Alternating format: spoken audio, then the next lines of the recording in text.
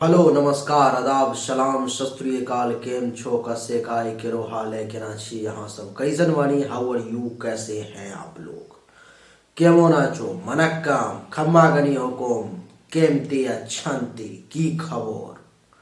उम्मीद करता हूँ कि आप लोग बहुत अच्छे होंगे, स्वस्थ होंगे, दुरुस्त होंगे और आपका समय बहुत मजे में बीत रहा होगा। मित्रों, आज एक विशेष व्यक्ति के कुंडली के बारे में चर्चा करने वाला हूं, जिनका फीस बहुत दिन पहले हमारे यहाँ जमा हुआ। उन्हीं के बारे में चर्चा करने वाला हूं जिनका डेट ऑफ बर्थ जो है सो 21 जुलाई 1977 6:45 सुबह का होशियारपुर पंजाब का जन्म है। 21/7/1977 6:45 AM होशियारपुर पंजाब। इन्हीं के कुंडली के बारे में हम लोग चर्चा करने जा रहे हैं। एक एक करके सभी ग्रहों के बारे में चर्चा करेंगे। कुंडली तो आपके सामने में यहाँ पर मैं लगी हुई होगी, आप सब देख ही रहे होंगे। एक एक करके सभी ग्रहों के बारे में चर्चा करेंगे। कौन सा ग्रह जिंदगी में अच्छा रिजल्ट देने वाला है और कौन सा ग्रह बुरा। लेकिन सबसे पहले आप कॉपी पेन निकाल करके लिख लो, जो कुंडली है वो कर्क लग्न की है और सिंह राशि है इनकी जन्म राशि। आपको मैं बता दूं कि सबसे पहले मैं आपको कौन से ग्रह का कब समय रहेगा ये लिखा देता हूं, उसके बाद फिर फलादेश करूंगा जो किस समय में क्या फल घटित होगा। सबसे पहले आप लिखो, जब जन्म हुआ तो जन्म से लेकर के 10 फरवरी 1982 तक सूर्य का समय था। 10 फरवरी 1982 से 10 फरवरी 1992 तक चंद्रमा की महादशा रही। 10 फरवरी 1992 से 10 फरवरी 1999 तक मंगल की महादशा रही। 10 फरवरी 1999 से 10 फरवरी 2017 तक राहु की महादशा रही। 10 फरवरी 2017 से 10 फरवरी 2033 तक शुक्र की महादशा, गुरु की महादशा रहेगी। यानी कि 10 फरवरी 2017 से 10 फरवरी 2033 तक गुरु की महादशा रहेगी। 10 फरवरी 2033 से लेकर के 10 फरवरी 2052 तक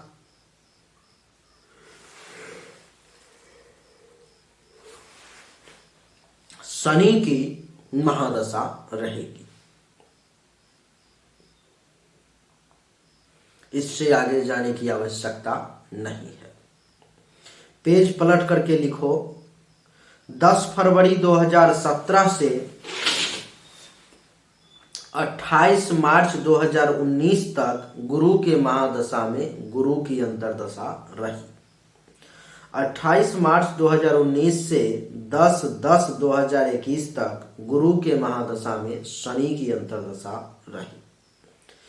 10/10/2021 से लेकर के 16 जनवरी 2024 तक गुरु के महादशा में बुध की अंतर्दशा रहेगी। यानी कि अभी बुध की अंतर्दशा चल रही है गुरु के महादशा में। 16 जनवरी 2024 से लेकर के 22 दिसंबर 2024 तक गुरु के महादशा में केतु की अंतर्दशा रहेगी। 22 दिसंबर 2024 से लेकर के 22/8/2027 तक गुरु के महादशा में शुक्र की अंतर्दशा रहेगी। 22/8/2027 से लेकर के 10/6/2028 तक गुरु के महादशा में सूर्य की अंतर्दशा रहेगी। 10/6/2028 से 10/10/2029 तक गुरु के महादशा में चंद्रमा की अंतर्दशा रहेगी। 10/10/2029 से लेकर के 16/9/2030 तक गुरु के महादशा में मंगल की अंतर्दशा रहेगी। 16/9/2030 से लेकर के 10 फरवरी 2033 तक गुरु के महादशा में राहु की अंतर्दशा रहेगी। पेज पलट दो, दूसरे पेज में लिखो 10 फरवरी 2033 से लेकर के 13 फरवरी 2036 तक शनि के महादशा में शनि की अंतर्दशा रहेगी। 13 फरवरी 2036 से लेकर के 22/10/2038 तक शनि के महादशा में बुध की अंतर्दशा रहेगी। 22/10/2038 से लेकर के 1 दिसंबर 2039 तक शनि के महादशा में केतु की अंतर्दशा रहेगी। 1 दिसंबर 2039 से लेकर के 1 फरवरी 2043 तक शनि के महादशा में शुक्र की अंतर्दशा रहेगी। 1 फरवरी 2043 से लेकर के 13 जनवरी 2044 तक शनि के महादशा में सूर्य की अंतर्दशा रहेगी। 13 जनवरी 2044 से लेकर के 13 अगस्त 2045 तक शनि के महादशा में चंद्रमा की अंतर्दशा रहेगी। 13/8/2045 से लेकर के 22/9/2046 तक शनि के महादशा में मंगल की अंतर्दशा रहेगी। 22/9/2046 से 28/7/2049 तक शनि के महादशा में राहु की अंतर्दशा रहेगी। 28/7/2049 से लेकर के 10 फरवरी 2052 तक शनि के महादशा में गुरु की अंतर्दशा रहेगी। अब ये आपने लिख लिया और आप समझ चुके कि कब किस ग्रह का समय रहेगा। अब मैं एक एक करके सभी ग्रहों का फलादेश करने जा रहा हूं। जिस ग्रह का जैसा फल मैं आपको बताऊंगा, आप ये समझना कि उस समय में वैसा ही फल आपको मिलेगा जब उस ग्रह की महादशा या अंतर्दशा जिंदगी में रही होगी या आएगी। मित्रों, आपको मैं बताता हूं, सूर्य से फलादेश शुरू करेंगे। आप देख ही रहे होगी कि लग्न में ही कर्क राशि में सूर्य देव जो है सो विराजमान है, प्रथम भाव में ही। और कर्क लग्न के कुंडली में दूसरे भाव के मालिक होते हैं सूर्य देव, जो कि एक मारक ग्रह होते हैं, अच्छे ग्रह के तौर पर वे नहीं जाने जाते। सूर्य का जब जब समय जिंदगी में महादशा अंतर्दशा आएंगे तो आप ये मान करके चलो कि दिमागी तौर पर में आपको विशेष रूप से परेशानी का सामना करना पड़ेगा। शरीर में ऊर्जा का आभास होगा, ज्ञान की वृद्धि होगी, मेंटली तौर पर में डिस्टर्ब रहोगे, विवेक का सहारा लोगे, दिमाग थोड़ा सा गर्म रहेगा और गुस्से में ज़्यादा रहोगे।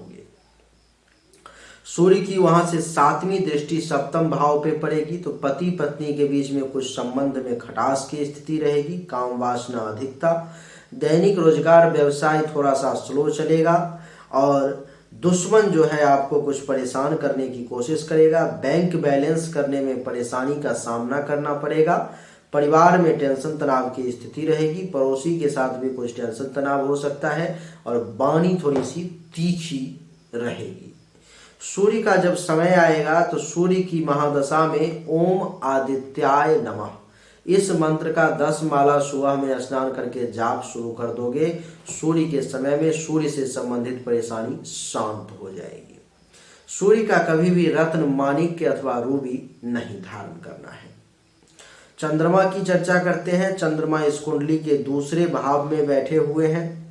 चंद्रमा का जब जब समय आएगा जिंदगी में तो धन धान्य संपत्ति भरपूर मात्रा में आपको प्राप्त होगी। परिवार से लाभ मिलेगा, रिश्तेदारों से लाभ मिलेगा, वाणी में मीठापन रहेगा, पड़ोसी से भी लाभ मिलेगा और पैसा बढ़िया जमा कर पाओगे। शरीर का रंग रूप भी बड़ा सुंदर दिखाई देगा। चंद्रमा के समय में ज्ञान में वृद्धि होगी, शरीर में बल का, ऊर्जा का एहसास होगा, मानसिक रूप से भी बड़े स्ट्रांग रहोगे, विवेक का सहारा लोगे, शील स्वभाव चरित्र भी बढ़िया रहेगा, गर्व करने लायक काम करोगे और विनम्रता भी बनी रहेगी और स्वभाव भी बढ़िया रहेगा। चंद्रमा की सप्तम दृष्टि अष्टम भाव पर में, तो जीवन से भी लाभ मिलेगा, जीने की इच्छा रहेगी, आकस्मिक धन लाभ का योग बनेगा, विदेश यात्रा वगैरह का भी योग बनेगा, अचानक से बिगड़ा हुआ काम भी बन जाएगा। चंद्रमा के समय में अगर आप मोती धारण कर लेते हो तो आपके लिए बड़ा ही उत्तम रहेगा, तब जाकर के मैंने जितना परिणाम बताया है वो सब मिलेगा, नहीं तो केवल 5% ही फल आपको इसमें से लागू होगा। मिलेगा सब कुछ लेकिन बहुत थोड़ा थोड़ा, बहुत कम कम। चंद्रमा के बाद मंगल की चर्चा करेंगे। मंगल इस कुंडली में पंचम भाव के साथ साथ दसम भाव के मालिक होकर के वृषभ राशि में लाभ के घर में बैठे हुए हैं। मंगल की जब जब महादशा अंतरदशा जिंदगी में आएगी, आय में वृद्धि होगी, लाभ मिलेगा, उपलब्धि की प्राप्ति होगी, मनोकामनाओं की पूर्ति होगी, बड़े भाई बहन सीनियर्स का सपोर्ट मिलेगा, बुढ़ापा में पुत्र वधू दामाद का सुख प्राप्त होगा। मंगल की चतुर्थ दृष्टि जो है द्वितीय भाव पर में, तो बढ़िया बैंक बैलेंस कर पाओगे, वाणी थोड़ी सी तीखी हो जाएगी, दान पुण्य भी करोगे और पड़ोसी से भी लाभ मिलेगा, परिवार से भी लाभ मिलेगा। मंगल की सातवीं दृष्टि पंचम भाव पर में, तो पुत्र प्राप्ति का योग हो गया, संतान से लाभ मिलेगा, विद्या बुद्धि में आप बहुत ही सही तरीके से प्रयोग कर पाओगे, यश में वृद्धि होगी, चाहने वालों की संख्या बढ़ेगी, धर्म का पालन करोगे, आपके शुभ हाथों से मंगल कार्य होगा, ननिहाल से भी कुछ लाभ मिलेगा, पेट से संबंधित परेशानी दूर होगी। मंगल की अष्टम दृष्टि छठे भाव पे पड़ेगी, तो दुश्मन का नाश होगा, चिंताओं का नाश होगा, रोग का नाश होगा, कर्ज खत्म होगा, केस मुकदमा अगर कुछ चल रहा होगा तो अपने फेवर में रिजल्ट आएगा और पेट से संबंधित परेशानी दूर होगी, शोक और दुख का नाश होगा, कलंक वगैरह अपयश वगैरह सब धुल जाएंगे। मंगल इस कुंडली में जो है सो पंचम भाव के साथ साथ दसम भाव के भी मालिक है, जिसके कारण से पिता से लाभ मिलेगा, सरकार से फायदा होगा, कारोबार बढ़िया चलेगा, पद प्रभुता मान सम्मान अधिकार प्रतिष्ठा इन सब में चार चांद लग जाएगी। यानी कि मंगल का समय जिंदगी में हर मामले में आपके लिए बढ़िया रहेगा। मंगल के लिए अगर आप चाहो तो एक बढ़िया क्वालिटी का मूंगा धारण कर सकते हो। अगर आप ये धारण कर लोगे तो मंगल की महादशा अंतरदशा जब जब आएगी जिंदगी में, तब तब कम से कम अगर धारण कर लोगे तो ये सब प्रचुर मात्रा में आपको प्राप्त होगा। मंगल के बाद बुध की चर्चा करते हैं। बुध इस कुंडली में एक मारक ग्रह है। बुध आपके मस्तक पर में विराजमान है 25 डिग्री पर में। बुध का जब समय आएगा तो खर्चा ज्यादा होगा, धन हानि का योग बन जाएगा, अस्पताल का खर्चा एक्टिवेट हो जाएगा, विदेश यात्रा का योग बनेगा, आंख से संबंधित परेशानी होगी, छोटे भाई बहन से लाभ नहीं मिल पाएगा, पराक्रम में कमी आएगी, धैर्य कमजोर पड़ जाएगा, मां के लिए खराब समय रहेगा, गुप्त शत्रु परेशान करेगा, गले नाक कान श्वसन अंग से संबंधित कुछ परेशानी का भी सामना करना पड़ेगा, शरीर के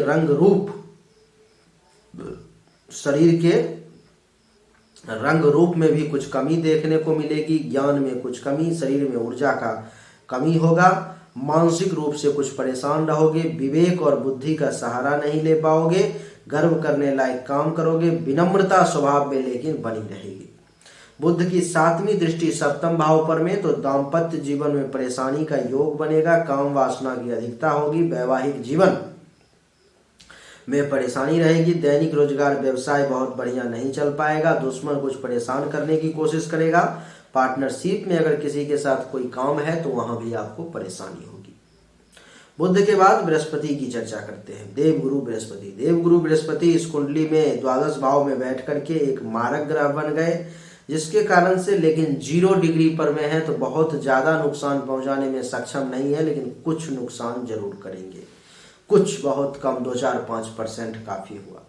गुरु द्वादश भाव में बैठा हुआ है, तो गुरु का जब जब समय जिंदगी में आएगा महादशा अंतरदशा, तो खर्चा ज्यादा होगा, धन हानि का योग बनेगा, शैया सुख में कमी आएगी, विदेश यात्रा का योग बनेगा, अस्पताल का खर्चा भी होगा, आंख से संबंधित परेशानी, पांव में चोट लगने का योग, और गुरु की 5वीं दृष्टि चतुर्थ भाव पर में जमीन मकान गाड़ी अचल संपत्ति प्राप्ति का योग, लेकिन इन सब में टेंशन का भी योग, सुख में कमी का योग, अनएक्सपेक्टेड धन हानि का योग। और गुरु की 7वीं दृष्टि 6ठे भाव पर में तो दुश्मन के द्वारा परेशान किया जाना, चिंता में रहना, बीमारी से परेशान होना, कुछ कर्ज वगैरह भी होना, केस मुकदमा का भी योग, पेट से संबंधित परेशानी का योग, कलंक लगने का योग, शोक और दुख का भी योग।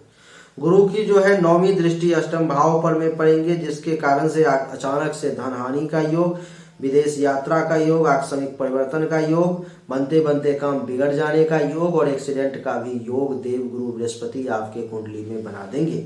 इसीलिए देव गुरु बृहस्पति का जब जब समय जिंदगी में आए तो ओम ब्रिंग बृहस्पतये नमः, ओम ब्रिंग बृहस्पतये नमः, इस मंत्र का आपको दैनिक रूप से जो है जाप पकड़ लेना है। 10 माला सुबह में संकल्प पंडित जी के द्वारा करवा करके और जाप शुरू कर देना है। इससे आपकी परेशानी दूर होगी धीरे धीरे। और पीला पुखराज जिंदगी में कभी नहीं धारण करना है, आपके लिए अच्छा रहेगा। गुरु के बाद जो है जो शुक्र की चर्चा करते हैं। शुक्र इस कुंडली में एक बढ़िया ग्रह के तौर पे जाने जाते हैं और शुक्र इस कुंडली में 22 डिग्री पर में लाभ के घर में अपने राशि में बैठे हुए हैं। शुक्र की जब जब महादशा अंतरदशा जिंदगी में आएगी तो आय में वृद्धि होगा, लाभ में वृद्धि होगी, उपलब्धि की प्राप्ति होगी, मनोकामनाओं की पूर्ति होगी, बड़े भाई बहन से यश से लाभ मिलेगा, पुत्र वधू दामाद का सुख प्राप्त होगा। शुक्र की 7वीं दृष्टि 5म भाव पर में संतान में पुत्री प्राप्ति का शुक्र योग बनाएगा। विद्या बुद्धि के क्षेत्र में आपकी वृद्धि होगी, यश में वृद्धि होगी, चाहने वालों की संख्या में वृद्धि होगी, धर्म और मंगल कार्य करेंगे, ननिहाल पक्ष से भी लाभ मिलेगा, संतान से भी सुख का योग बना देंगे। शुक्र देवता आपके कुंडली के 4th भाव के भी मालिक हैं, तो सुख में वृद्धि करेंगे, मकान बनाने का योग बनाएंगे, जमीन खरीदने का योग बनाएंगे, अचल संपत्ति प्राप्ति का योग बनाएंगे, गाड़ी लेने का योग बनाएंगे, अन्य अचानक से धन लाभ का भी योग बनाएंगे शुक्र देवता। शुक्र के समय में अगर बढ़िया क्वालिटी का व्हाइट पुखराज, उजला पुखराज अथवा ओपल फायर धारण कर लिया जाए तो ये बढ़िया रिजल्ट दे पाएगा, नहीं तो केवल 5 से 7% ही इनको आपको फल मिल पाएगा। शुक्र के बाद शनि की चर्चा करते हैं। शनि इस कुंडली के लग्न में ही कर्क राशि में बैठे हुए हैं और आपको मैं बता दूं कि कर्क लग्न के कुंडली में शनि देव जो हैं सो एक मारक ग्रह के तौर पर में जाने जाते हैं, क्योंकि 7म भाव के साथ साथ 8म भाव के भी मालिक होकर के ये 1st भाव में बैठे हुए हैं। शनि का जब जब समय जिंदगी में आएगा शारीरिक तौर पे थोड़े से परेशान हो जाओगे, ज्ञान में कमी हो जाएगी, मेंटली तौर पे डिस्टर्ब रहोगे और विनम्रता में कमी हो जाएगी। तीसरी दृष्टि जो है 3रे भाव पे पड़ेगी, जिसके कारण से छोटे भाई बहन से लाभ मिलना मुश्किल हो जाएगा। शनि के समय में पराक्रम में कमी, धैर्य में कमी और गुप्त शत्रु के द्वारा परेशान किया जाना, गले नाक कान श्वसन अंग से संबंधित किसी प्रकार की परेशानी। और शनि की 7वीं दृष्टि 7म भाव पर में तो जीवन साथी के साथ टेंशन तनाव, काम वासना में अधिकता, वैवाहिक जीवन में परेशानी, व्यवसाय रोजगार बहुत बढ़िया ना चलना, प्राइवेट पार्ट से संबंधित परेशानी, दुश्मन के द्वारा परेशान किया जाना, पार्टनरशिप का बिजनेस अगर रहेगा तो शनि के समय में अच्छा नहीं चलेगा। शनि की 10वीं दृष्टि 10म भाव पर में तो शनि के समय में पिता से कम लाभ मिलना, सरकार से कम लाभ मिलना, काम धंधा बहुत बढ़िया ना चलना, पद प्रभुता अधिकार प्रतिष्ठा मान सम्मान इन सब में भी कुछ कमी का योग जो है शनिदेव बनाएंगे और काम में रुकावट का भी योग बनाएंगे। तो शनि का जब जब महादशा अंतरदशा जिंदगी में आए तो ओम शं शनिश्चराय नमः, ओम शं शनिश्चराय नमः मंत्र का 10 माला दैनिक रूप से जो है सो रात में जाप करना शुरू कर देना है, संकल्प करवा करके आपके लिए अच्छा रहेगा। शनि का नीलम जिंदगी में कभी नहीं धारण करना है, ब्लू सफायर आपको नहीं पहनना है। शनि के बाद अब राहु की चर्चा करेंगे। राहु आपके कुंडली के 3रे भाव में बैठे हुए हैं, जिसके कारण से राहु का जब जब समय जिंदगी में आएगा छोटे भाई बहन से लाभ मिलना मुश्किल हो जाएगा, जूनियर्स का सपोर्ट नहीं मिलेगा, खुद के पराक्रम में कमी हो जाएगी, पैसेंस लेवल, धैर्य आपका अच्छा नहीं रहेगा। माता के लिए ये समय विपरीत रहेगा। छुपा हुआ दुश्मन आपको परेशान करेगा। गले, नाक, कान, श्वसन अंग से संबंधित भी परेशानी का सामना करना पड़ सकता है। और राहु की 5वीं दृष्टि सप्तम भाव पर में, तो जीवन साथी के साथ टेंशन तनाव का योग, विवाह में भी विलंब का योग, काम वासना में अधिकता का योग, वैवाहिक जीवन में परेशानी का योग, दैनिक व्यवसाय रोजगार बहुत अच्छा ना चलने का योग, और दुश्मन के द्वारा परेशान होने का योग, पार्टनरशिप का बिजनेस भी राहु के समय में अच्छा ना चलने का योग।